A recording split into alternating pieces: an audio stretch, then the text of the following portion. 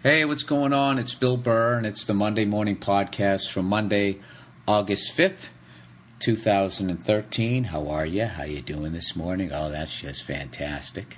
This is going to be another subdued William Burr here on the Monday Morning Podcast. As you can tell, I wasn't able to find a fucking cord for my mixer, so the lovely Nia is going to send me mine.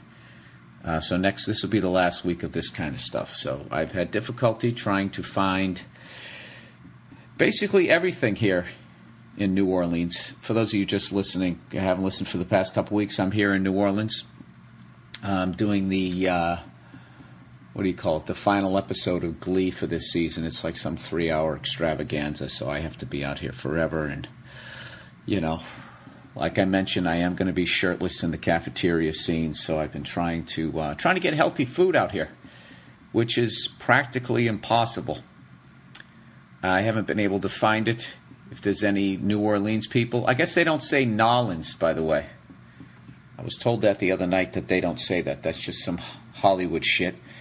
And then I taught that person how to properly say Boston. B-A-W, Boston, not Boston. So we both had a laugh, and then we ate some fried fucking oysters because everything's fried down here. I go into Verizon, I need a new cell phone charger. They didn't have the entire thing. They just had the part you plug into your fucking computer. So unless I was going to walk around with my computer and then bring that plug that in, and then plug the fucking cell phone into my computer, that was the only way for me to charge it when I was on the road.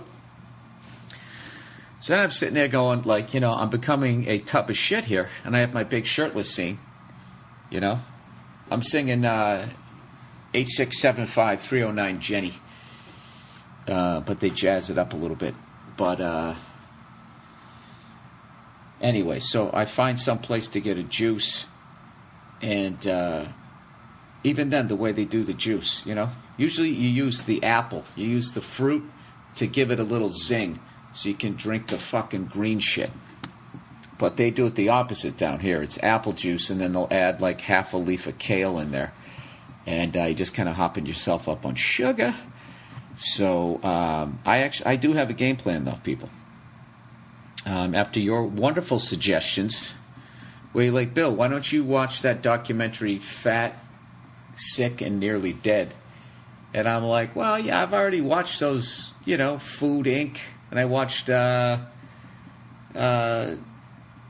Gertu's fucking Morgan Spurlock. Trilok Gertu. Yeah, it's a famous percussionist from India. That's how you even say his name. Bill, just get to the point. All right. The fuck was my point? Oh, Morgan Spurlock. Is that his name? I watched that where he ate McDonald's for 30 fucking days in a row. And, what's great about that? You knew his body was going to be junk, but secretly, haven't you always wanted to do that? Just say fuck it and just blow your body out. Just eat fuck. I wonder how much weight you actually could gain if you really put your mind to it. This is what I do. I would start with a Grand Slam breakfast. And then I have to take a nap because I'm old. When you get older, by the way, when you eat really bad, rather than just running outside like you do as a youngster, it takes a toll on you. You actually have to go lay down and try to sleep yourself back into some sort of balance. I don't know what. But, I'd probably start with that. Lunchtime, what would I do? Steak and cheese. See, you know what it is? That kind of food so fucks me up now, I can't even enjoy it anymore. That's what happens as you get older. It's like your fucking guts are like some engine that your entire life you were down like 2 quarts of oil on. And it just doesn't run as well as it used to. Back when you were younger, you could do fucking neutral drops and fucking be driving 40 miles an hour and just yank the emergency brake. You cut the wheel and almost tip over your fucking Volkswagen Fox like my buddy did back in the day. Yeah, you can't do that anymore as you get older. So if you are older and every time you eat you then have to immediately fall asleep, you're down a few quarts. time for, you might want to put a synthetic in there. So anyway, I've been, days I'm not working, I've been kind of bored. I know a lot of you guys already know what I'm working on here, and a lot of you guys always go, Bill, why do you try to keep it such a big fucking secret what you're doing? You can just go to your IMDb page and figure out what you're doing. Well, do you ever think that's the fucking method to my madness? See, if I just told you cunts what I'm doing down here in New Orleans, you'd be, humble brag, or you'd give me shit. You know? Easy there, kid. Don't forget where you came from. All right? So what I do is I deliberately act vague, and then, people send me... Then they just go to IMDb, and they end up knowing more about what the fuck I'm doing than if I told you anyways. And then people send me emails like, Bill, I don't understand why you're being so vague. It's so easy to find out what you're doing. You're doing this project with blah, blah, blah, blah, blah. It's like, there you go, you dumb fuck.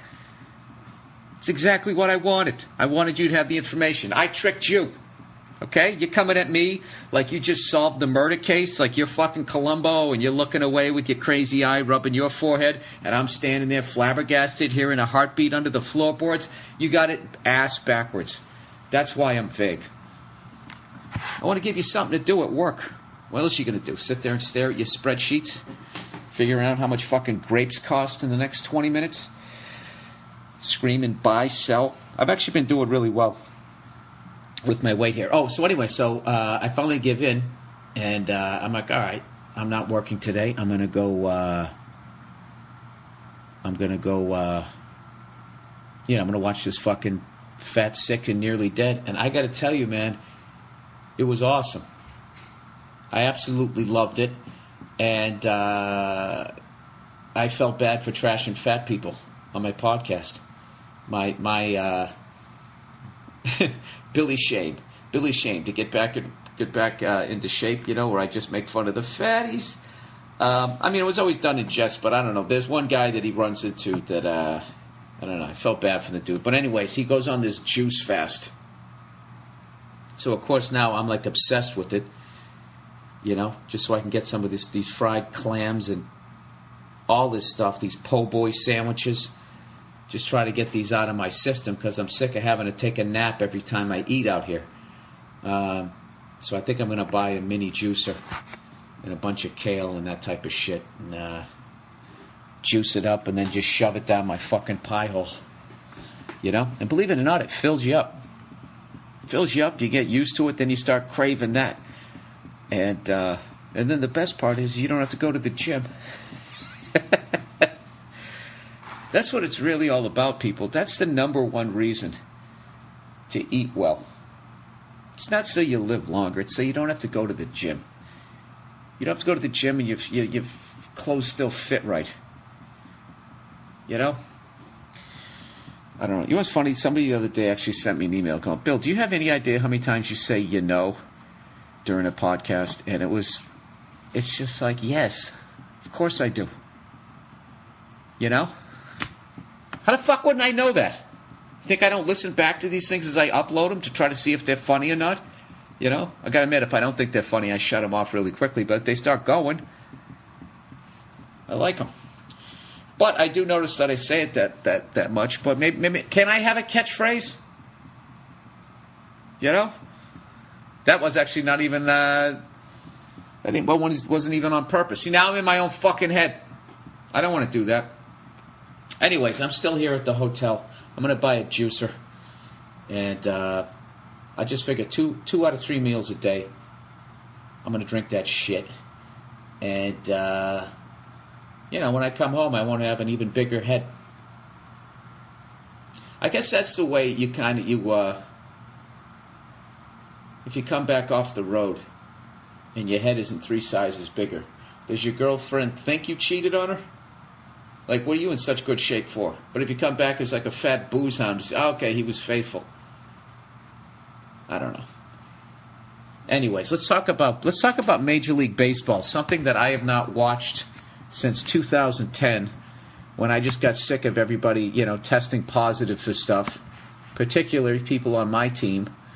And it was just like, it just kind of took all the glory out of those championships and stuff that the Red Sox won. It did not take any glory away from beating the Yankees in 2004, though. did not at all, because, you know, they had just as many guys, if not some of the worst offenders. You know, I think Andy Pettitte would have got more shit if he wasn't into Jesus. Any Major League Baseball players listening to, if you're listening to this and if you're on the juice there, what I would do, and you feel like the hounds are nipping at your heels, I would air quote find Jesus. You know, and just start fucking writing it on your glove when you wave to the camera. Jesus is love. Jesus saves. Jesus is my homie. Yeah, you know, whatever the fuck else you say. So that when you fuck up, then you can just do like that stuff like those televangelists where you just sit there crying, I have sinned against you. And people seem to forgive you. So let's get to Alex Rodriguez, everybody. Oh, by the way, if you'd like to know who's in first place in Major League Baseball, I actually looked it up. I had no idea. I mean, I knew the Red Sox were doing well. The Red Sox, the Tigers, and the Oakland A's are in first place in the American League. And then, let's see if I can remember this. The National League, it's the, is it the Braves? The Dodgers. Dodgers are actually doing well, making me eat crow. You know, because I laughed at them last year when we were like, hey, we have $100 million worth of fucking players who aren't doing shit for us. And the Dodgers were like, well, shit, we'll take them. You know, like they're playing a different game over there. I don't know why you would do that, but thank you for doing it. And you know what? Thanks to you, it works for all of us. The Red Sox and Dodgers are both in first place. And my squad, if I had been paying attention, the Pittsburgh Pirates. You know, I found out the Pirates are in first place. I was sitting in a bar eating fried cornflakes, whatever the fuck they have down here, and they had on a game. And the Pirates are on, Pirates and Cardinals. I really love the National League from way back in the day. I used to like it because so many of the teams played on AstroTurf, and when I was a little kid, I thought that was way cooler than playing on grass. Like now, grass is way cooler than AstroTurf. AstroTurf looks cheesy, but in the late 70s, early 80s, AstroTurf was the shit. You know, the whole infield was AstroTurf except around the bags. And it just seemed like a faster game. They were playing hit and run. Guy gets on first, you bunt him over to second, stealing bases. And over in the American League, it was all about, you know, people just standing there trying to smash the ball over the fence. And back then, home run hitters would hit like fucking 278. If you hit 280, that was considered like you were a solid guy. I don't know, maybe you are now, but like they just didn't put up the numbers the way they did during the roid era. Actually, obviously, I should say. So, anyways, I'm sitting there and I'm like, oh, Pirates and Cardinals. This is like the old days, you know. And I'm looking in the crowd, and it seems like everybody's wearing pirate shit. And I'm just like, and the place looks like it's sold out. And I'm like, wait a minute, the Pirates are selling out a game? And I'm like, this must be a Cardinals home game. And I look at their jerseys. What was weird was their away jerseys said Cardinals. So then that made me feel like it was a home game. Because I thought, unless I saw it the wrong way, or I misremembered it, as politicians say. But I was under the impression that away baseball teams, when you're home, you have the name of your team, like the Red Sox, and then you go on the way, it says Boston, you know? You're at home, it says the Indians. You go on the road, it says Cleveland. So I guess, you know, people who don't know shit about baseball know what city you're from. I have no idea. But anyways, it turned out that it was a Pirates home game, and it looked like it was sold out. So, I don't know, that makes me excited. But haven't they been doing that the last couple of years? You know, my fandom of the Pirates is from fucking, you know, just watching baseball in the late 70s, and that We Are Family team was like one of my favorites. And I rooted against the Orioles because the Orioles kicked the Red Sox ass in '79 with their unbelievable pitching staff. I would always root for the National League teams, I guess, because it was really exciting to see them play, because they didn't have there was no MLB packages. Like if you lived in Boston, all you got was the Red Sox game, and then they would have the game of the week, and If you missed that, then you watch Mel Allen's This Week in Baseball, which was the shit. Used to come on Saturday afternoons. It was dun dun dun dun ba da ba ba ba ba ba ba ba da da da da da da da da. And then he'd come on, whatever the fuck he would say. That was supposed to be the exciting theme song that started the show. And then they ended the show with something a little not up-tempo, to just let you know it was a beautiful game, and they would just show it in slow motion. And the song went something like... And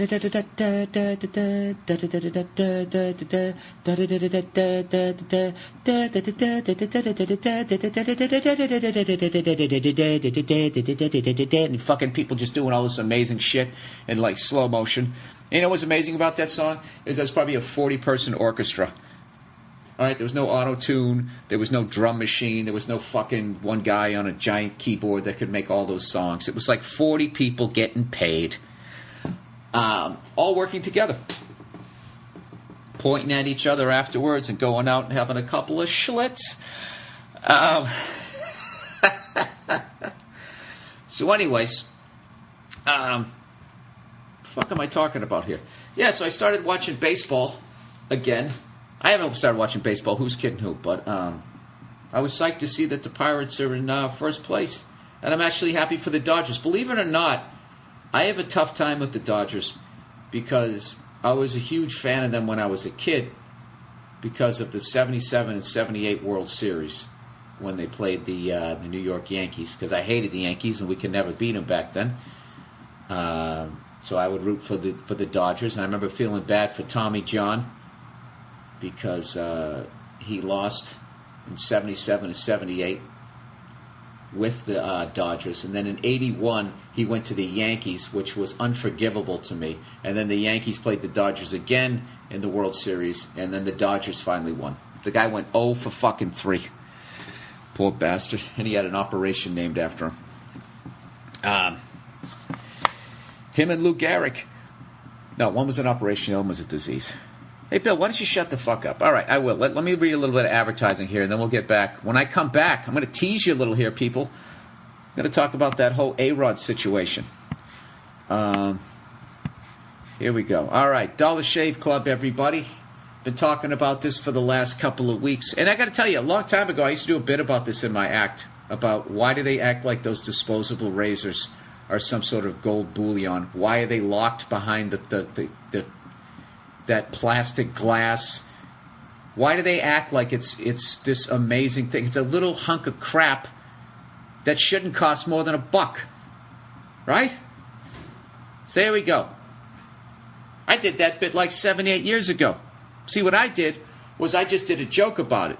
These geniuses actually did something about it and started a company here, and they're probably making $1 zillion. And you know what I say? I say good for them.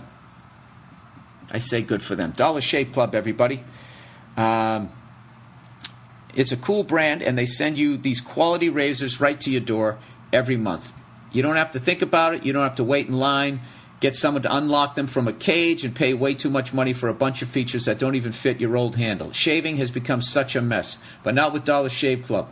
All right? It saves me time, it saves me money, and the razors are fantastic. And I can guarantee you that. They've been sending those things right to my house. I don't have to deal with it anymore. I have an awful CVS right down the street where there's always like a 20-minute line because they only have open, one register. Give it a shot, I want you to try it. Go to DollarShaveClub /Burr. Support this show. Go to DollarShaveClub.com /Burr, or click the Dollar Shave Club banner on the podcast page at BillBurr.com. That's DollarShaveClub.com /Burr. You don't have to think about it anymore. Once a month, they send you a bunch of new blades. You have a new blade every damn week. Okay? And then the ladies are giving you more kiss on the cheek there. eVoice. Everybody, you're screening calls, closing deals, and making money, all while lounging poolside in the summer sun. Thanks to who? eVoice. eVoice is a better way to connect with the people that drive your business. eVoice will forward business calls to your home, mobile, or any number you choose. Wherever you are, eVoice will find you. Don't have time to take a call? No worries. It's routed to your voicemail, and you can read it at your convenience as a text message. eVoice not only gives you an edge over your competitors, it takes away the edge the big companies have over you right now. With eVoice, you can create the appearance of a whole office building of departments when customers call you, a sales department, customer support, tech support, you name it, it sounds like you got it. And it works with any phone, even your cell.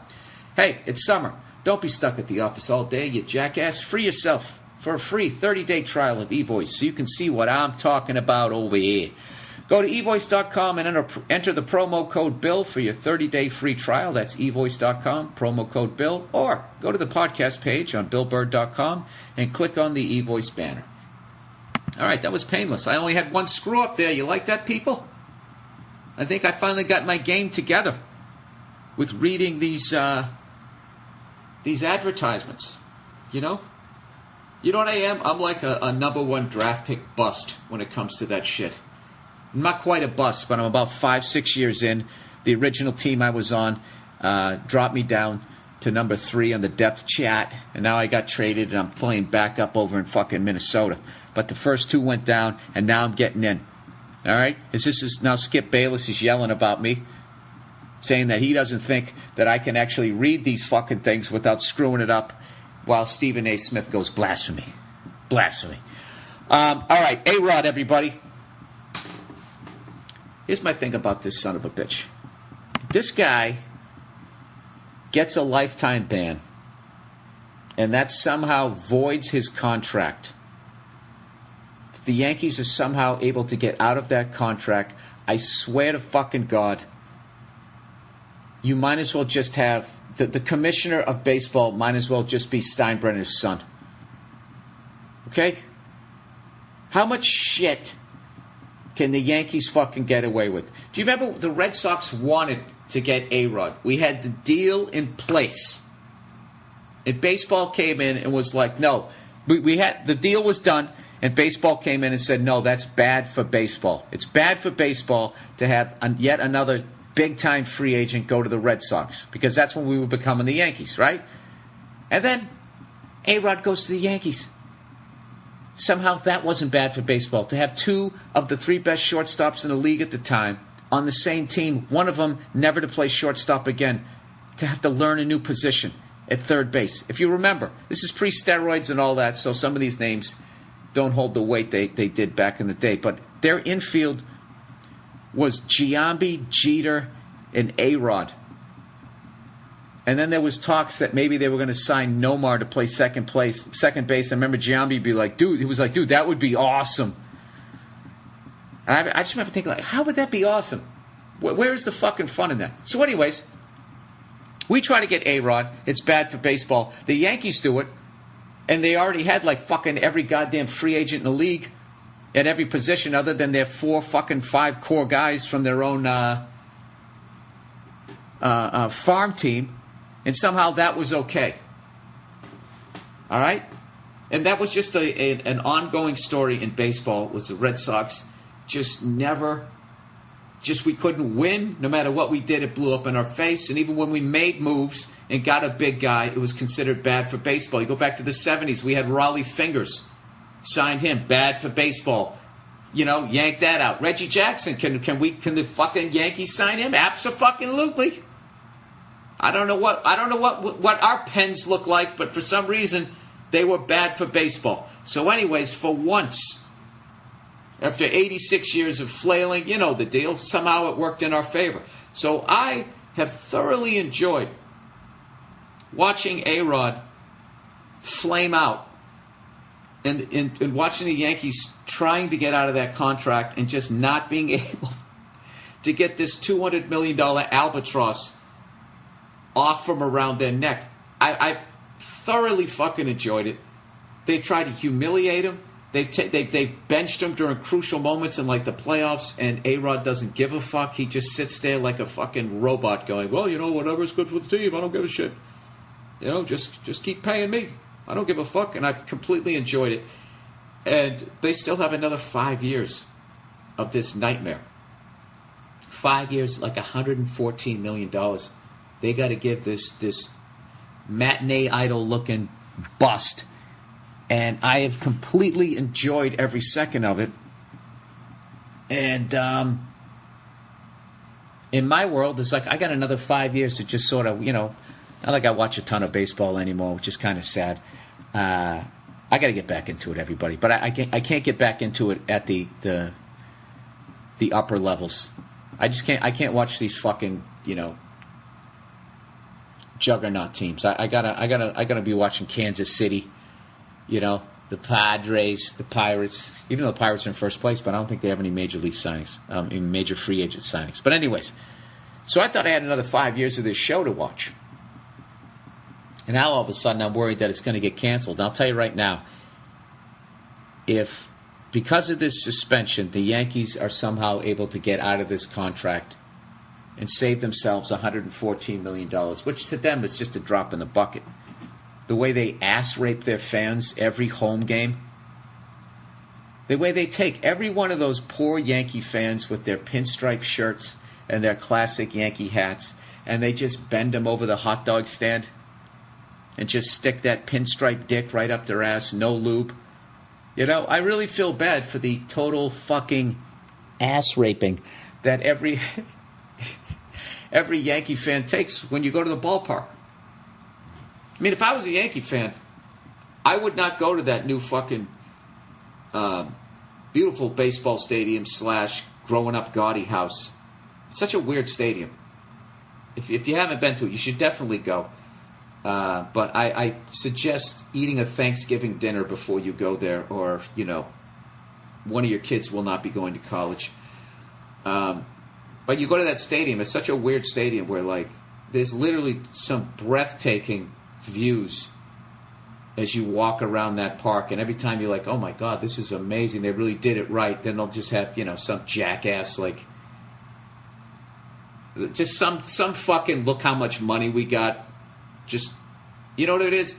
It's kind of like this blend of, I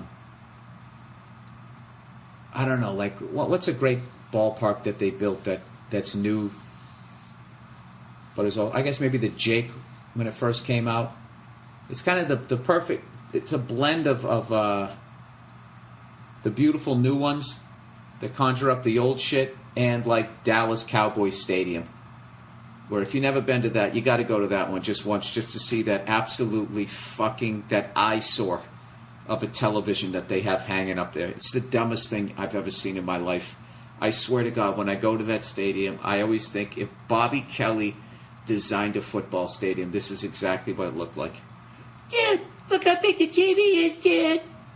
I don't have to go anywhere, dude. I just sit here and watch it. Dallas Cowboys Stadium is an absolute fucking abomination. And it's just because of that TV. Everything else is actually, it's beautiful. If you could just get that fucking TV. That TV, it's like a drunk at a holiday family gathering.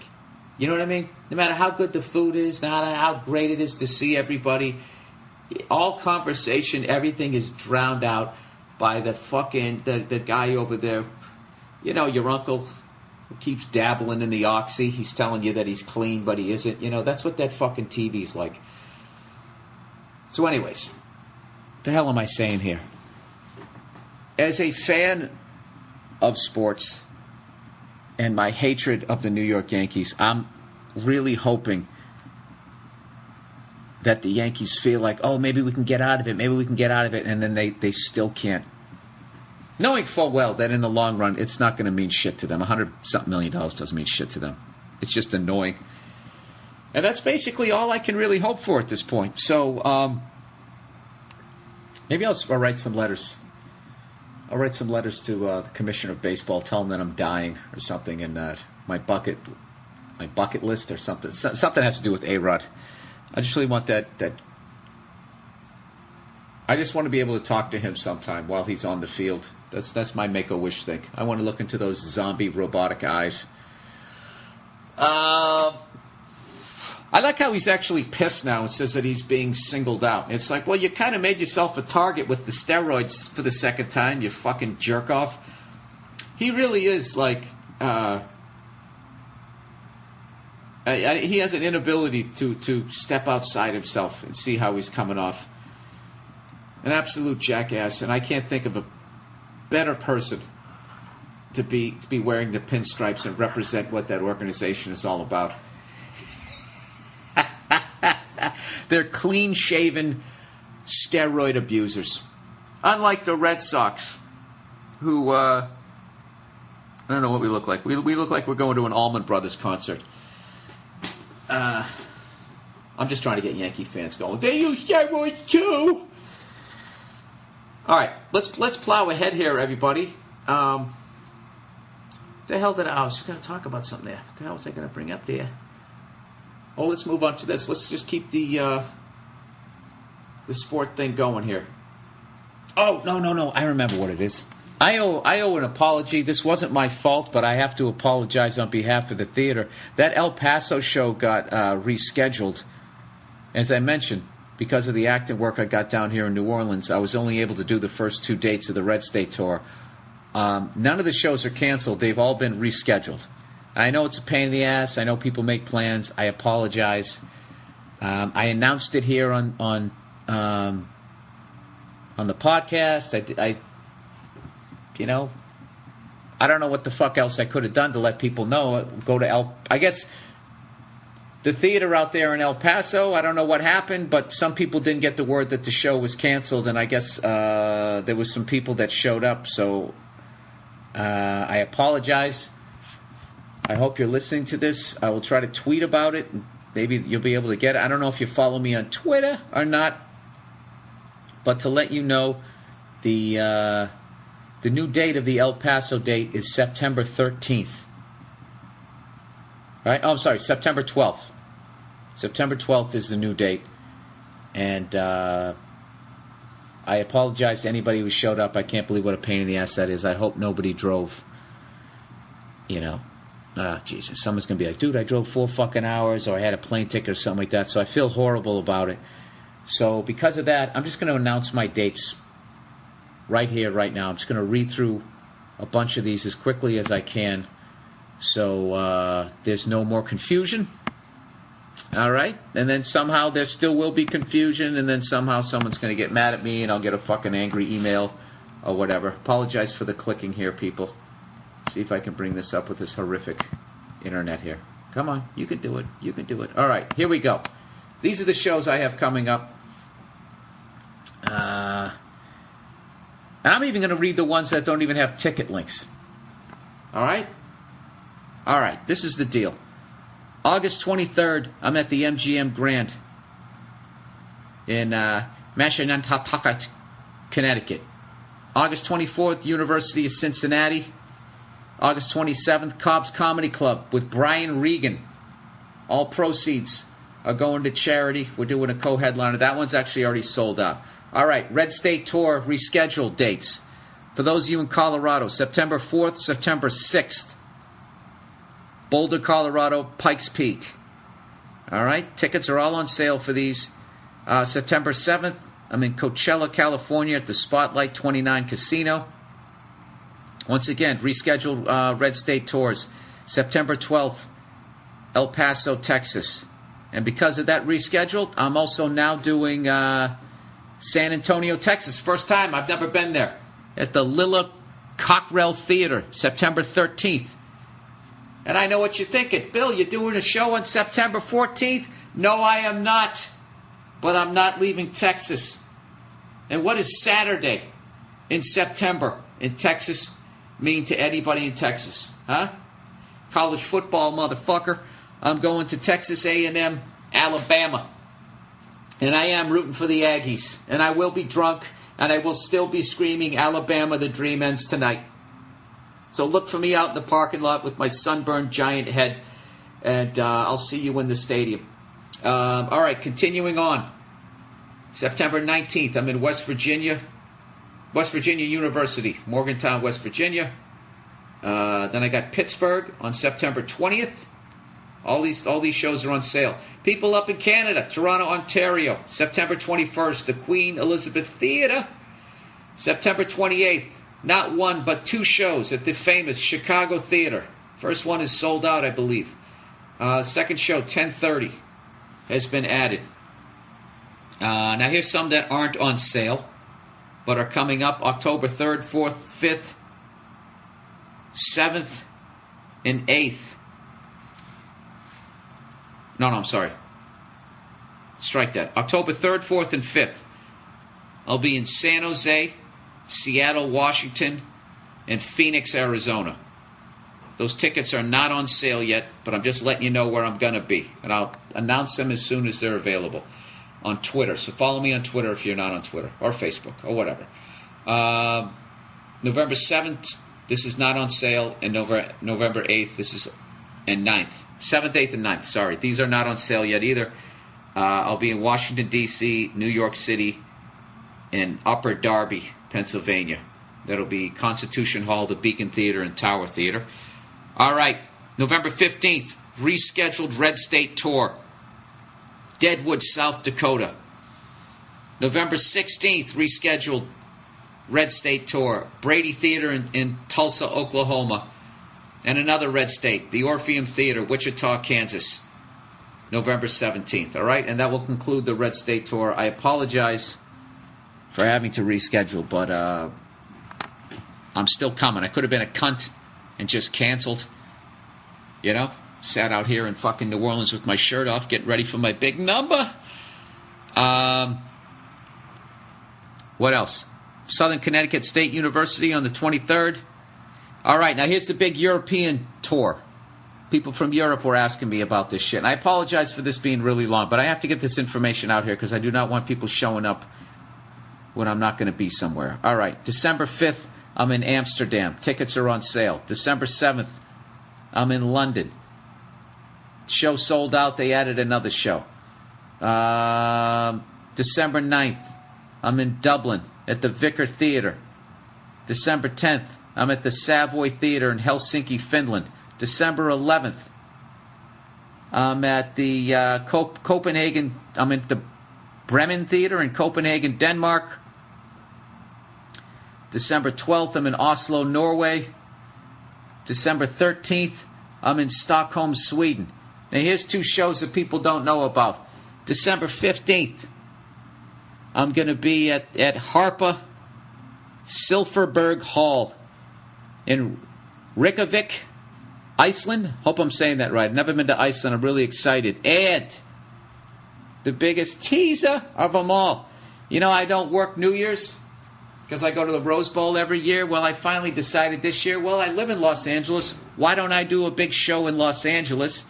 And why don't I put my buddies, the Rose Bowl legends, fucking Joe Botnick and Jason Lawhead will all do a show the night before, New Year's Eve. If you don't have New Year's Eve plans and you live in Los Angeles, we're going to be at the Wiltern Theater, right down there on Wilshire and Western.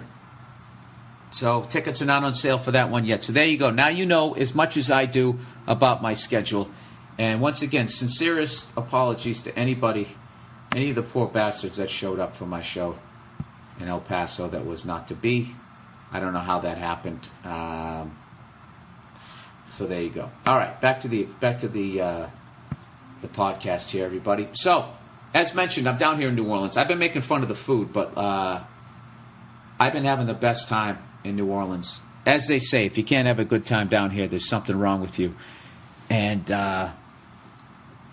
I went out the other night. I guess they shoot a lot of movies down here because it's really cheap. They gave them a great deal or whatever. And I had a buddy of mine who was shooting something else, and he had just wrapped. And he called me out. We went off, met up at this hotel, and just said, you know what? I usually don't name a name, but this will hype his movie. It was Craig Robinson who's doing. They just wrapped on Hot Tub Time Machine Part 2, and Craig is one of those guys who's just, I don't know, unbelievably charismatic. Like I was watching that guy. That guy was having more goddamn fun in one night than I think I've ever had in my life. You know, just there was a live band playing. He went up, he played piano, you know, singing and making everybody laugh. And then he fucking called me up to go do some stand-up. I, of course, was defensive, turned the crowd off, and then I got off stage. But later on that night when the band had left, he went back up started playing piano, and I went up there and played some drums. I swear to God, for like 45 minutes or like an hour. And it's the most fun I think I've had in a long, long time. And I was stone sober. Didn't have a drop of alcohol, you know? Whenever I have an acting gig, I try to lay off the booze so my fucking giant head doesn't seem even bigger. No one wants to see that on the screen, so I've been doing that, walking around, checking out the city, avoiding, Bourbon Street. You know, I just don't like the date rapey sort of vibe on that street, so there is a laundromat that is on that, so it's kind of funny. I've been doing my laundry down that way, and just walking on that street like in broad daylight after, show your tits or whatever the fuck happened the night before. It's just, You ever walk by a strip club during the day? It's just really it's just not a good look. It's just, I don't know what about it is at nighttime when you see those purple neon light bulbs and you're half in the bag or something. It actually looks like something appealing, but when you just see it in broad daylight, it's fucking brutal. So, anyways, I've actually been getting into, they've been talking about LSU football down here and the Saints like every single day. They're getting so fucking amped up for football. I'm actually caught up in this excitement down here. And I saw that the Saints have a preseason game Friday night. And if you think I'm not going, well, if I have to work that night, obviously I'm not going. But if I don't have to, there's no fucking way I'm not going, because the Superdome, now that they redid it, it was already iconic. You owe it to yourself to come down here and go to a game. It's beautiful. Which brings me to their basketball team. I don't know if you guys know this, but the New Orleans Hornets are no more. They're now called the New Orleans Pelicans. Just going to pause and let you take that in for a second. They're called the Pelicans, which is arguably the worst fucking name of any goddamn sports team. I'm going to make a suggestion here. Any new team at this point, do not name your team after an animal, because evidently there's no good ones left. There's 122 fucking teams, and I think just all the good, ferocious ones are taken, unless you just want to go obscure and just start picking, names of, poisonous snakes and fucked up animals from different countries. Which, I don't know, why would you do that, The New Orleans Taipans, You wouldn't do that shit. The Pelicans. So I looked up their logo, and I'm like, if they made, a basketball net out of that bird's fucking double chin, I don't know what I was going to do. But I looked it up, and you know what they did conveniently is they got rid of its double chin. It had, a facelift. So what I think they should do now, if they're going to go like that, if they're going to so horribly misrepresent that bird, not have its giant fucking double chin, and somehow have this streamlined chin, I think they should just put those fucking, those lips, those plastic surgery lips that you got. Fuck, am I even being remotely fucking funny on this goddamn podcast? Such a fucking handicap. I can't hear myself right now. I don't have my microphone. It's like my kryptonite. Whatever. Make the fucking thing look like a Kardashian. Kardashian's mom. I'm actually, you know what? It's such a fucking... You know what I don't like about it? They try to make it look cool. It's like, if you're going to be the Pelicans, just embrace it. And what you have to have is do the cartoony version of the pelican, right? Where it's got a cigar in its mouth and it's giving you the thumbs up with its fucking wing. It's got a fucking beer in one hand or something, a cigar. You should just get a Hawaiian shirt. If you're going to be the Pelicans, you got to do that. Stop trying to make that bird look cool. It's not cool. Has this iron been fucking rocking like that the entire time? It's not fucking cool. There's two logos that really fucked up. The New Orleans Pelicans and then the fucking Miami Dolphins, who never should have changed. They shouldn't have changed their logo. It was always a kind of a douchey logo. but it had been around long enough and they'd done so many legendary things that you kind of like, you respected it. I mean, when I saw that logo, I thought about Don Shula, I thought about Larry Zonka, Jim Kick, Bob Greasy, that whole era. Gario Yepremian, whatever the fuck his name is. And Gary Yepremian, that's the way people used to go bald. You know, like fucking Lou Grant. Supposed to dumping these chemicals on your head and having that wisp of grass on top of your head. Or I thought about Dan Marino, Mark Duper, Mark Clayton, all of that shit. That's what I thought about. And for some fucking reason, they decided to change it, which I think is a desperate move at this point. They're trying to make more money because now everybody has to go out and buy. The new logo is never better. Look at the New England Patriots. I think we have like the ugliest fucking uniforms in the league. That awful silver with that, you know, whatever they call it, the flying Elvis on the side. I hate it. I've never bought... Wow, I just realized that. I've never bought anything with that logo on it. Never bought a jersey or anything. I've hated it from way back when Drew Bledsoe first came. And it was more sky blue as opposed to the darker blue with that silver. I always just thought it was horrifically fucking ugly. But the Dolphins' new logo, you know what their logo basically looks like? Do you know like when a corporation accidentally spills like nuclear waste into the water supply, so then they change their name and they try to come up with like a logo that makes it seem like they give a shit about the environment, like BP did. You know, BP went from this logo that looked like they drilled oil out of the fucking ground, like what they did, and then sprayed it on baby birds and fucking sweatshop children.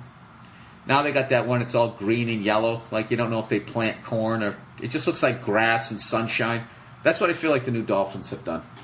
Is that what you feel like, Bill? Bill, considering you're not that funny this week, why don't you just read some of the letters? Instead of continuing to just flail as you're riffing. All right, I'll get on to it. All right, here's the first one. Facial scare. Bill, a few notes. Oh, you know what? I'm just fucking up this week. I got to read these last two advertisements. I can't read them too late into the podcast because for some reason I think you guys just shut these things off. All right, Hulu Plus, everybody. I'm sure you've tried Hulu.com. If you haven't, you should. But if you've already tried Hulu.com, I want to tell you about Hulu Plus. Hulu Plus lets you watch thousands of hit shows anytime, anywhere. Stream it on your TV or on the go with your smartphone or tablet. Why stand in line or ride a train and just stare at your feet? You could be watching your favorite shows on Hulu Plus. Hulu Plus is a great way to binge watch your favorite shows. I'm going to use Hulu Plus to catch up on all the old Family Guy episodes I missed when I was on the road. I guess I'm always supposed to put in the show that I really want to watch. Person of Interest. I think I'll do that. Didn't see my episode of New Girl? That's on Hulu Plus too. And if I ever decide to watch Lost, which I won't, Hulu Plus is the place for all that. Hulu Plus is only $7.99 a month. That's $7.99 for all the shows and movies you can watch. Catch up on current shows, binge on your old favorite, or catch a great movie. You can do it all on Hulu Plus, everybody. Right now, you can try Hulu Plus for a couple of weeks free on me when you go to the podcast page, BillBurr.com, and click on the Hulu Plus banner, or go to HuluPlus.com/Bill. Please make sure you use the HuluPlus.com/Bill so you get an extended free trial.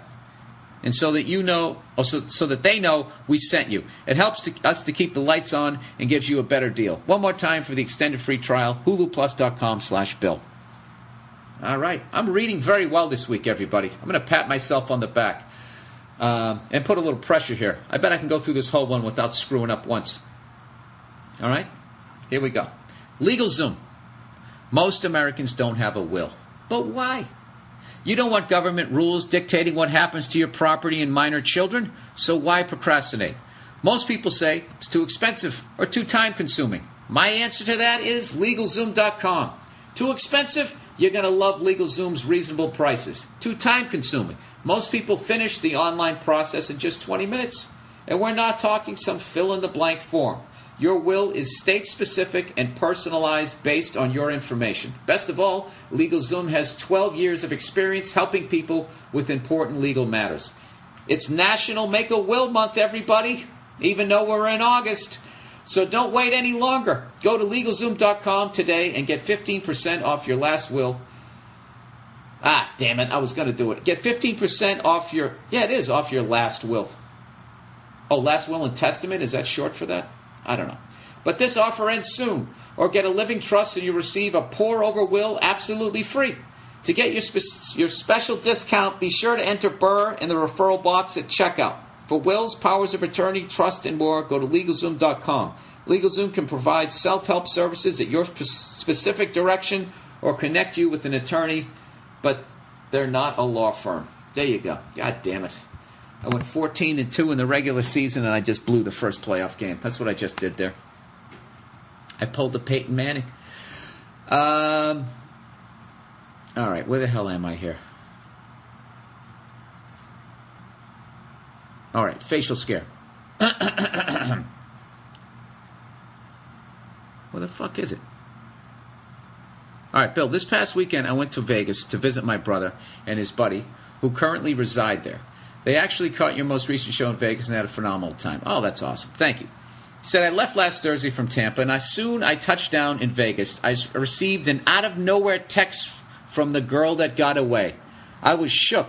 This broad used to live in Tampa about 2.5 years ago, but she moved out to L.A. to pursue her career as an actress. The two of us attended the University of Tampa a few years ago and had an on-again, off-again relationship. Long story short, I was in a relationship with another girl. We went on break, and I met this girl and was hooked. So anyways, her text said, hey, who are you going to Vegas with? Because I'm going to be there this weekend too. My guess is that she had seen my social media. My guess is that she had seen on my social media that I was going to be in Vegas. When I read the text, I was very surprised and pretty pumped because we hadn't talked in a long time. And like I said, she was the one that got away. She's absolutely gorgeous, and she also happens to be a really good person as well. Jesus Christ, people, what could go wrong here? We hooked up in Vegas, and it was amazing to see her. We all went out, did our thing, and had one of the best weekends I've had in my life. I'd give you more details, but you know, what happens in Vegas stays in Vegas. All right, you gave her the old meat hammer. Way to be subtle. Anyways, the reason why I'm writing to you, though, is because on the plane right back to Tampa, I was thinking about mine and this girl's relationship and all of our history. And a pretty comical / genius story came to mind about her. I know this is getting long, but I hope it's not as long and boring as that guy writing to explain the fucking origins of Jimmy's a couple of weeks ago. Jesus Christ. But anyways, like I said, when I first met her, I was immediately attracted to her natural beauty and her personality. She is one of these ladies who didn't have to wear makeup or do anything special to look sexy. However, one of the first weekends we spent together, I wake up with her in bed one morning. I go to give her a kiss, and I am immediately troubled. The way the morning sun was shining into the window on her face exposed something I wasn't ready for that early in the morning. This broad has dark hair, and for the first time I noticed she had some dark hair above her lip. Eesh. I was really surprised I didn't catch it before, but it wasn't a thick mustache or anything. It was just like the peach fuzz a 12-year-old boy has before he starts shaving regularly. Regardless, I was taken back, and from that point on that morning, it was all I could notice. Ah, Jesus. Isn't it crazy how visual guys are? That's it. Take the most beautiful woman in the world, give her a mustache. We can't. That's all we can see. It's like I'm kissing fucking Burt Reynolds here. All right. So when I went home, I had to devise a master plan. Operation Mustache Removal. I liked this girl way too much, and she was still very hot with even with the stash. But I needed a way to get rid of it because I wanted to help her out while also helping myself. All right, now this is why I picked this one here. Listen to this guy. She's got a gorgeous fucking woman.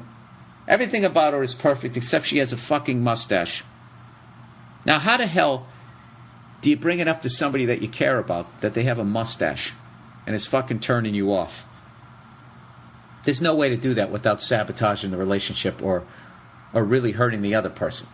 The only way to do that is if you just completely don't give a shit about the other person and just say, hey, you know, if there's any way you could, you know,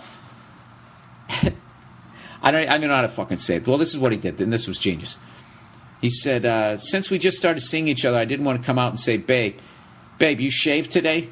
Seemed a little self-conscious as it is, so I didn't want to tell her and embarrass her or anything like that. I needed a way to remove this stash without being involved. Hence, I did what needed to be done. Listen to this fucking brilliant conspiracy. I called my trustworthy buddy, who was playing hockey in Canada at the time, and told him I needed him to do me a solid, dude. I filled him in on the situation, and he was willing to help me out. Since he had a weird, random Canadian number at the time, I gave him my chick's number and told him to text her and simply say, you have a mustache. I ordered him to say nothing else and not to respond under any circumstances. He texted me back about 20 minutes later and said, mission complete. So this fucking lady, just to get you caught up in case you're confused here with my reading, she gets a random text from a Canadian number out of nowhere that just says, you have a mustache. I can't imagine. Her fucking stomach must have dropped. It's when he goes, later that night, I met her at the bar, and she was looking extraordinarily sexy. She seemed to have a little pep in her step. I walked up to give her a kiss, and I looked above her lip, and the peach fuzz mustache was gone. Clean and soft as a baby's bottom. I was very happy how it played out. I helped myself out because that would have bothered me, and I helped her become even sexier. Best part being, she had no idea that I orchestrated that mission. I didn't have to talk about it, bring it to her attention, and hurt her feelings or anything like that. I just had a broad with a clean upper lip. Thought I'd share. Go fuck yourself. Dude, that is absolute genius. And now I just got paranoid because I said what's fucking school you went to and all that shit. I hope you don't get in trouble. But if you somehow your woman is listening to this, a guy does something like that, not because he's being a dick. It's because he cares for you. And we don't know how to... We don't have those skills. How do you tell somebody that? There's no way to do it. I think what he did was genius. Nobody got fucking hurt. You felt great about yourself. He cared about you enough, sweetheart, in case you're listening, that he came up with the plan that, you know, if he put it in another area, he could have, like, whacked JFK. So there you go. He came up with an enigma wrapped up in a riddle, however the fuck that goes. And you look even better. I would hope somebody would do that for me. All right. Girlfriend in fantasy league. Hey, Bill, love the podcast, but thank you. I've been in a fantasy football league for 10 years. It was started by one of my best friends and has been the same 12 guys for a decade. I don't even know how bands have bands that have been together that long. So this year, my buddy who started the league decided to boot out 2 lifelong members in favor of his girlfriend and the girlfriend of a friend of ours. Wait a minute. Did those other 2 guys who got booted, did they do anything? I mean, if he was going to add the ladies, why did those other 2 guys have to leave? Wow. All right. Okay, well, I'm sucked into this story. He said, I immediately called bullshit and said point blank to his face, if she wasn't sucking your dick, then she wouldn't be in the league. Oh, dude. That right there is a game changer. You can't say it. What if he marries this woman? Always, there's a rule for you guys. Always be careful what you say about the woman your guy is with, because you never fucking know. You never know. And I'm sure there's some listeners that have stories, and if you'd like to contribute them to the podcast, where, you know what's even fucking worse? Is when your buddy, he says fucked up shit about the girl. You know? About what a whore she is in bed, and she's fucking his brains out, blah, blah, blah, blah, blah, blah. And tells you all these details, and then the jackass ends up falling for her, and then he has to fucking break up with you because he's not going to break up with her, because every time he looks at you, he thinks, oh, you know, he knows how this girl, my future wife, sucks my dick, you know. Anyways, plowing ahead. He's trying to defend his decision by saying she at least knows a little about sports. Dude, this is awful. This guy wasn't raised right, man. This is fucking terrible. He said, the fact of the matter is that she is from New York and knows who the Jets are. That's the extent of her football knowledge. He thinks I'm overreacting. You're not overreacting.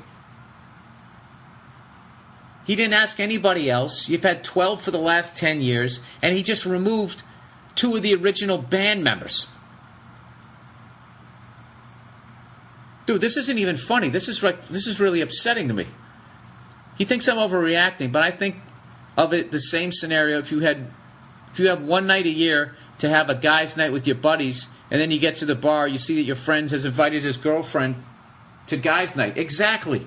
He even told me that she's the one who asked if she could join, which obviously to me means he had no intentions of inviting her, but when he was backed into the corner, his balls shot up into his throat, and he couldn't say no. Exactly. It's not just a fantasy league, but a clear indication that she's going to slowly start chipping away at everything else in the rest of his life. Exactly. In summation, his girlfriend wanted in, and he crumbled and said yes. Am I reading too much into this? Am I overreacting? I'd like to know because he's getting pissed at me for being pissed at him.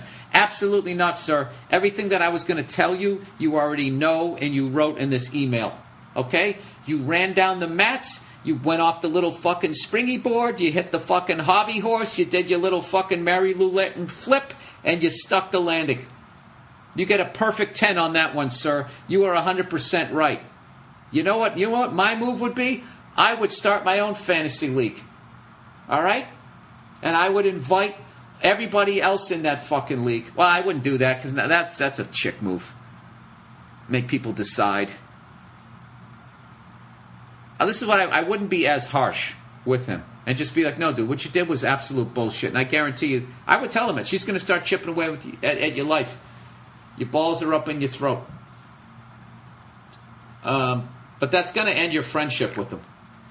But here's the deal, dude. There are other fantasy football leagues to join. All right? And that's one of those ugly things about that chapter of guys' lives after college. You know, when you went to grade school together or you met them in guys in college or whatever, but you guys have this unbelievable bond. Like you went to fucking war together. If one of your friends is a pussy, you know, he has a chance of meeting somebody who's going to splinter the group. You know, and this isn't an anti-woman thing. This is more like an anti-pussy guy kind of thing where, you know, there are controlling, suffocating people on both sides, men and women. And I know that there's women listening and one of their best girlfriends started dating some fucking overbearing, insecure douchebag guy. And the first thing they do is they cut him off from their friends. And then it's the coworkers, then the friends, and then their family. And they stick him under a fucking little glass or something. So, yeah, you know what, dude? The sad thing is you're going to lose a couple of friends. Sometimes that happens, and you just have to be content about it. And you know, and I think it's really important for men and women to have men-only and women-only social events that they can go to once a week or a couple times a month. And just hang out with the fellas or hang out with the ladies and just whatever. I think it's really, really healthy. It gives you something to look forward to. It gives you a place where you can just vent about anything you fucking want in a group of people that 100% is going to understand, and you don't have to worry about hurting anybody's feelings or offending on anybody. I think it's really, really fucking healthy. And this guy's fucking with that. And he didn't put it to a vote. What is he, the grand poobah of this shit? I don't know. There's so many ways you can go with that, depending on how much you want to stir up the pot. You guys should put it to the vote. This would be great. Put it to a vote. Dude, have this be like your Arab Spring, but with a fantasy football league, and just vote that cunt out. And then you become the dictator, and you move into the palace. How about that? Whatever, dude. You're 100% right. I would choose my words a little more carefully. Don't say that he didn't have the balls. Just say, listen, this was something that we did together for 12 years. And I'm really disappointed and shocked that you made this big a move and removed 2 other members and didn't include anybody else in it. I don't think that it was done right. And I think we should put this to a vote. That's what we should do. And if he gets mad and he starts yelling, don't lose your cool. Just keep stating your opinion calmly. And, you know, if he's going to be a bitch about it, let him be a bitch about it. And I would actually, for your own health... Dude, only thing she knows is the jet. She's going to be like, wait a minute, who's that? Oh, my God, I don't know anything. She's going to try to do that. You know that thing where women try to act like they're dumb because they think it's cute? You know what I would do, sir? I would just cut your losses. Just fucking... I don't know. The more I think about it, the more annoyed I'm getting. It's ruined my fucking day, and I'm not even in it. I don't even like fantasy football. All right, banker cunts. All right, Billy Boy. So have you heard about these greedy cunts at Goldman Sachs? That was kind of a national story. What, did they do something else? You said they cornered a large share of the market in aluminum and then betted on the futures of aluminum with the price going up. Sounds illegal? It is, but of course those stupid fucking cunts found a loophole in the law. The loophole is that 25 tons of aluminum is supposed to leave the warehouse every day. However, the law doesn't specify where it had to go. So they would just send it to another warehouse of theirs, and technically it didn't leave the warehouse. In the New York Times article, they interviewed people who previously worked at these warehouses. They would jokingly send each other messages and say, hey, get that shipment of aluminum. But really, they were just transferring it to an adjacent warehouse. I don't even get what the fuck's going on here. Of course, Goldman Sachs has recently posted its largest quarter profit of over $2 billion. When can we take these bankers out into the street and just shoot them? All joking aside, this shit is insider trading and they should be prosecuted, but we know that won't happen. P.S. Know you're busy for a while, but when are you coming back to Atlanta? I actually don't know. I don't know when I'm coming back to Atlanta. You know what? That's one of those things I should have read that 20 times in a row and learned what exactly is going on. I think this is basically how they get away with it, is that there's too many people like myself that don't even understand what was going on there. All that stuff, betting on futures, I don't even understand what any of that means. I was just in the stock market long enough to realize, like, hey, I don't know what the fuck's going on. I basically felt like I was standing at a crap table. I put my money on a crap table and I wasn't even in the casino. You know, I was in a different state, and then I was calling somebody else up going, hey, how's the game going? You know, I saw a couple of stats at the bottom of the screen, and I can't even read them. I don't even know if the game's even being played. That's what I can't get past about everybody listening to this podcast. You don't have any of the money that you earn every week. You don't have any of it. You ever think about that? It's a number on a piece of paper. You take it to the bank, and then they stick that number in your ATM. Then occasionally you go to the ATM, and they give you a piece of paper that is only worth something because everybody says it's worth something. But you really have nothing of value. What you have is the piece of paper that's part of the lie.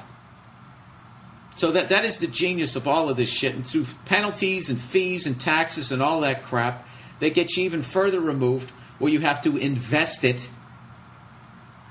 You know, why do I have to fucking invest it? You can't, I don't know. You don't get anything. You don't get anything of fucking value.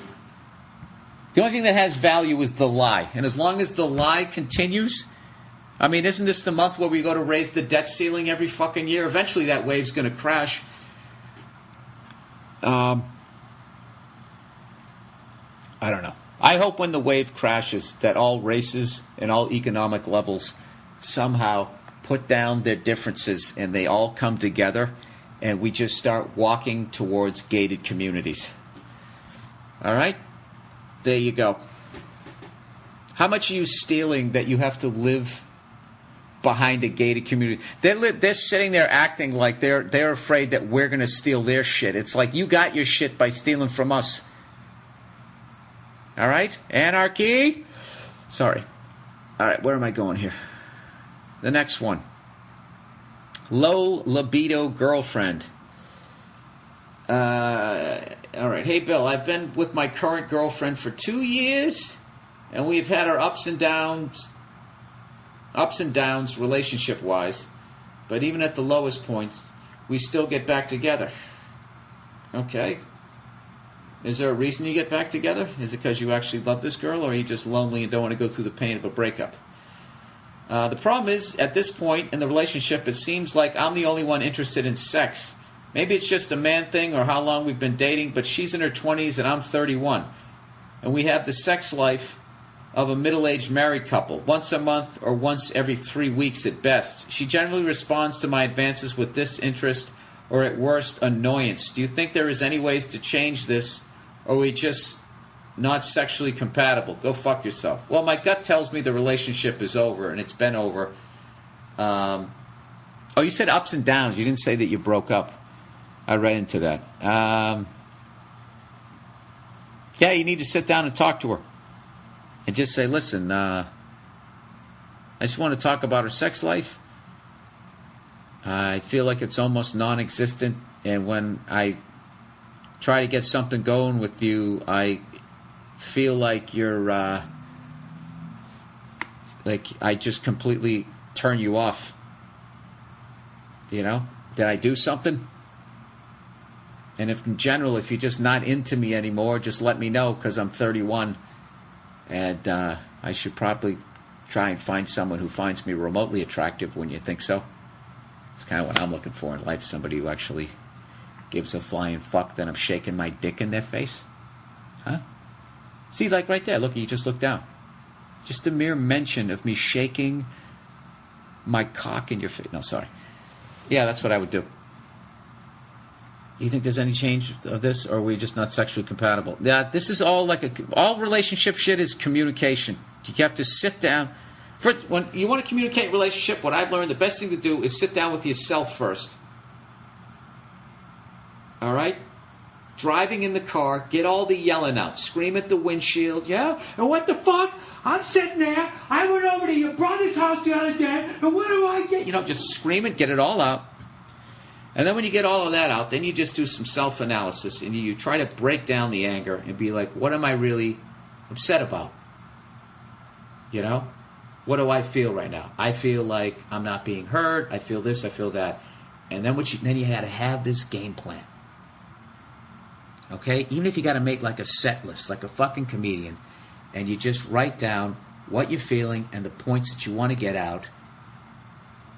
Draw a smiley face at the end of it to remind yourself to not get angry, because you're going to start the conversation. This works for both men and women. You're going to start the conversation, so the other person is caught off guard, so they didn't get a chance to scream at the windshield. So they might start screaming at you. So your point, your main thing is not to join in and have the whole thing escalate. You just want to be heard. All right? So if you, in an adult way, just tell them what you're feeling without insulting them, it's always good for the relationship, even if the relationship fucking comes to an end. You're just pressing fast forward through a bunch of pain. So there you go. So I would just sit down with her and just say, yeah, I just feel like I repulse you to the point that I'm, you know, I feel hesitant to even try to make a move on you. What's the deal? You know?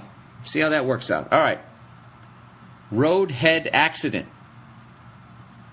Hey, Bill, I took my lady out to a nice steakhouse for our anniversary. We had an awesome night. The food was expensive, but fucking great. We pigged out, and after it was all over, we left. We then went and seen a movie. I don't know if that's a typo, sir, but I know guys like you. We went out, we had all this meal, and we went out, we seen a movie. And had 2 hours to let our stomachs settle. I'm surprised you didn't fall asleep. I would have, if I had a giant steak dinner, I would have got the itis. Anyways, then after we left the theater, we locked eyes in the car, and we immediately wanted to fuck. Jesus, dude, you're killing it. Steak dinner, movies, now you're going to, you got a woman who wants to jump on your dick. God bless you. America. So I threw the neon into drive and floored it towards home. However, she had the amazing idea to give me some roadhead before we got home. Being a dude, I had my dick out before she even got situated. Of course, after a while of her doing this, she started to gag. Being a dude, I was thinking, oh yeah, she can't even handle this dick. Jesus Christ, this guy's sparing no details. Sorry, ladies. Despite the fact that she had never gagged before. Oh, sorry, I missed the self-deprecating tag there. He said I was thinking she can't handle this dick, despite the fact she had never gagged before. Before I knew it, oh no. All right, if you're squeamish, people, just shut it off now. He goes, I felt a wet sensation on my balls. As I looked down, I noticed that she had thrown up all over my dick, balls, and general crotch area. Sorry. Wow. Here's the bullshit. She was mad at me. What the fuck? She was so upset and embarrassed, that's what it is right there, sir, about it that she hasn't come over in 2 weeks. Why is she pissed? She isn't the one that had the cleanest steak dinner. All right. Tell me what to do.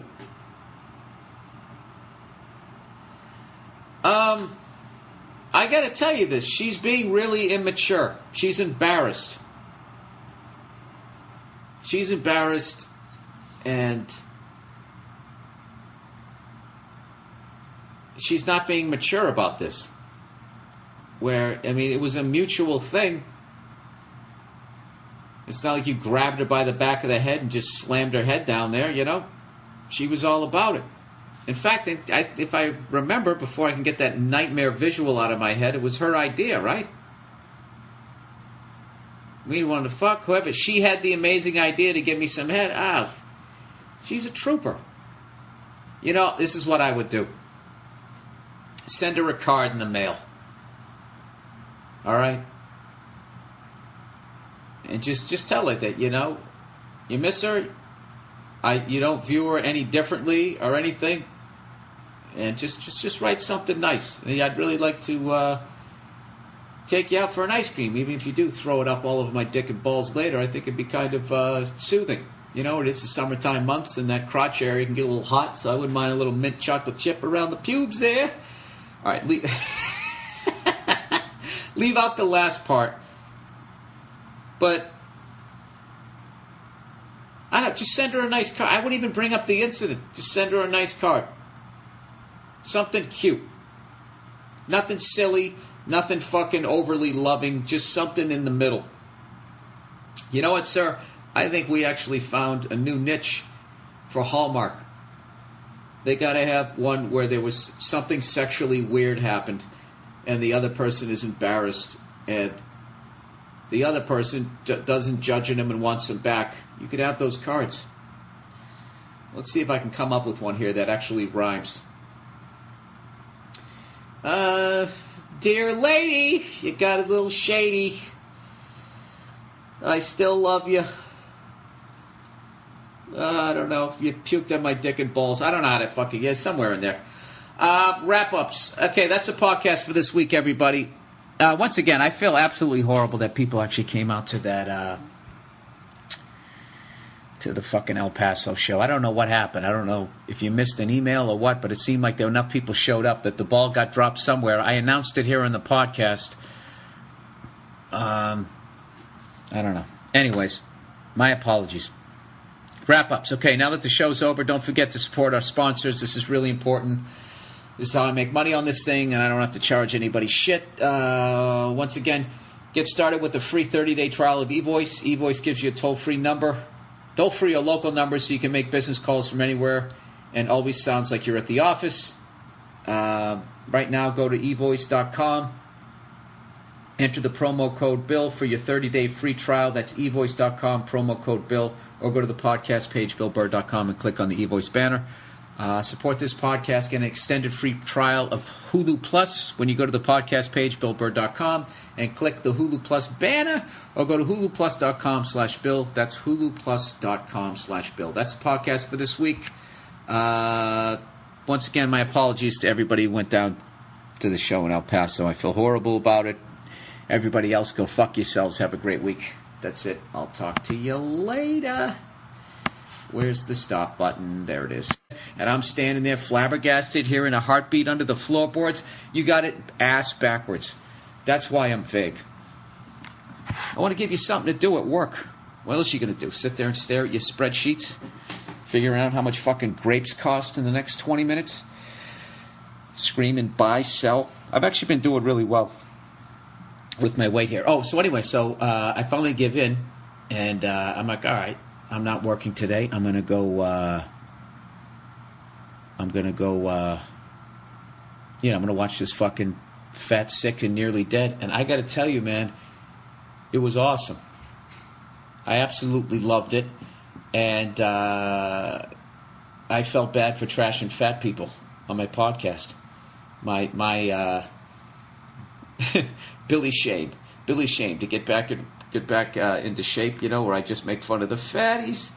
It was always done in jest, but I don't know. There's one guy that he runs into that, I don't know, I felt bad for the dude. But anyways, he goes on this juice fast. So, of course, now I'm, like, obsessed with it, just so I can get some of these fried clams and all this stuff, these po' boy sandwiches. Just try to get these out of my system because I'm sick of having to take a nap every time I eat out here. So I think I'm going to buy a mini juicer and a bunch of kale and that type of shit and juice it up and then just shove it down my fucking pie hole. And believe it or not, it fills you up. Fills you up, you get used to it, then you start craving that. And then the best part is you don't have to go to the gym.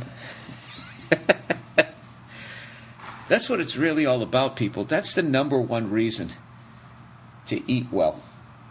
It's not so you live longer. It's so you don't have to go to the gym. You don't have to go to the gym and your clothes still fit right. I don't know. You know what's funny? Somebody the other day actually sent me an email going, Bill, do you have any idea how many times you say during a podcast? And it's just like, yes, of course I do. How the fuck wouldn't I know that? You think I don't listen back to these things as I upload them to try to see if they're funny or not? I gotta admit, if I don't think they're funny, I shut them off really quickly. But if they start going, I like them. But I do notice that I say it that much. But maybe can I have a catchphrase? That was actually not even. Wasn't even on purpose. See, now I'm in my own fucking head. I don't want to do that. Anyways, I'm still here at the hotel. I'm going to buy a juicer. And I just figure two out of 3 meals a day, I'm going to drink that shit. And, when I come home, I want to have an even bigger head. I guess that's the way if you come back off the road and your head isn't 3 sizes bigger, does your girlfriend think you cheated on her? Like, what are you in such good shape for? But if you come back as like a fat booze hound, you say, oh, okay, he was faithful. I don't know. Anyways, let's talk about Major League Baseball, something that I have not watched since 2010, when I just got sick of everybody, testing positive for stuff, particularly people on my team. And I was just like, it just kind of took all the glory out of those championships and stuff that the Red Sox won. It did not take any glory away from beating the Yankees in 2004, though. Did not at all, because, they had just as many guys, if not some of the worst offenders. I think Andy Pettitte would have got more shit if he wasn't into Jesus. Any Major League Baseball players listening to, if you're listening to this and if you're on the juice there, what I would do, hey, what's going on? It's Bill Burr, and it's the Monday Morning Podcast from Monday, August 5th, 2013. How are you? How you doing this morning? Oh, that's just fantastic. This is going to be another subdued William Burr here on the Monday Morning Podcast. As you can tell, I wasn't able to find a fucking cord for my mixer, so the lovely Nia is going to send me mine.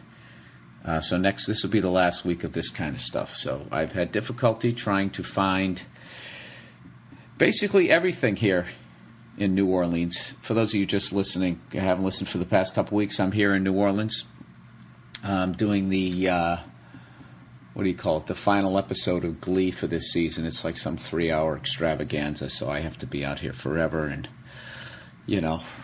like I mentioned, I am going to be shirtless in the cafeteria scene, so I've been trying to get healthy food out here, which is practically impossible. I haven't been able to find it. If there's any New Orleans people, I guess they don't say Nolans, by the way. I was told that the other night that they don't say that. That's just some Hollywood shit. And then I taught that person how to properly say Boston. B-A-W, Boston, not Boston. So we both had a laugh. And then we ate some fried fucking oysters because everything's fried down here. I go into Verizon. I need a new cell phone charger. They didn't have the entire thing. They just had the part you plug into your fucking computer. So unless I was going to walk around with my computer and then bring that plug that in, and then plug the fucking cell phone into my computer, that was the only way for me to charge it when I was on the road. So then I'm sitting there going, I'm becoming a tub of shit here. And I have my big shirtless scene. I'm singing 8675-309 Jenny. But they jazz it up a little bit. But anyway, so I find some place to get a juice. And even then, the way they do the juice, usually you use the apple. You use the fruit to give it a little zing so you can drink the fucking green shit. But they do it the opposite down here. It's apple juice, and then they'll add like half a leaf of kale in there. And you just kind of hopping yourself up on sugar. So I do have a game plan, though, people. After your wonderful suggestions, where you're like, Bill, why don't you watch that documentary, Fat, Sick, and Nearly Dead? And I'm like, well, yeah, I've already watched those, Food Inc., and I watched Trilok Gertu's fucking Morgan Spurlock. Trilok Gertu. Yeah, it's a famous percussionist from India. I fucking, that's how you even say his name. Bill, just get to the point. All right. The fuck was my point? Oh, Morgan Spurlock. Is that his name? I watched that, he ate McDonald's for 30 fucking days in a row. And, what's great about that? You knew his body was going to be junk, but secretly, haven't you always wanted to do that? Just say fuck it and just blow your body out. Just eat fuck. I wonder how much weight you actually could gain if you really put your mind to it. This is what I do. I would start with a Grand Slam breakfast. Then I have to take a nap because I'm old. When you get older, by the way, when you eat really bad, rather than just running outside like you do as a youngster, it takes a toll on you. You actually have to go lay down and try to sleep yourself back into some sort of balance. I don't know what, but I'd probably start with that. Lunchtime, what would I do? Steak and cheese. See, you know what it is? That kind of food so fucks me up now, I can't even enjoy it anymore. That's what happens as you get older. It's like your fucking guts are like some engine that your entire life you were down like 2 quarts of oil on. And it just doesn't run as well as it used to. Back when you were younger, you could do fucking neutral drops and fucking be driving 40 miles an hour and just yank the emergency brake. You cut the wheel and almost tip over your fucking Volkswagen Fox like my buddy did back in the day. Yeah, you can't do that anymore as you get older. So if you are older and every time you eat, you then have to immediately fall asleep, you're down a few quarts. It's time for, you might want to put a synthetic in there. So anyway, I've been, days I'm not working, I've been kind of bored. I know a lot of you guys already know what I'm working on here, and a lot of you guys always go, Bill, why do you try to keep it such a big fucking secret what you're doing? You can just go to your IMDb page and figure out what you're doing. Well, do you ever think that's the fucking method to my madness? See, if I just told you cunts what I'm doing down here in New Orleans, you'd be, humble brag, or you'd give me shit. Easy there, kid. Don't forget where you came from. All right? So what I do is I deliberately act vague, and then, people send me... Then they just go to IMDb, and they end up knowing more about what the fuck I'm doing than if I told you anyways. And then people send me emails like, Bill, I don't understand why you're being so vague. It's so easy to find out what you're doing. You're doing this project with blah, blah, blah, blah, blah. It's like, there you go, you dumb fuck. It's exactly what I wanted. I wanted you to have the information. I tricked you. Okay? You're coming at me like you just solved the murder case, like you're fucking Columbo and you're looking away with your crazy eye rubbing your forehead.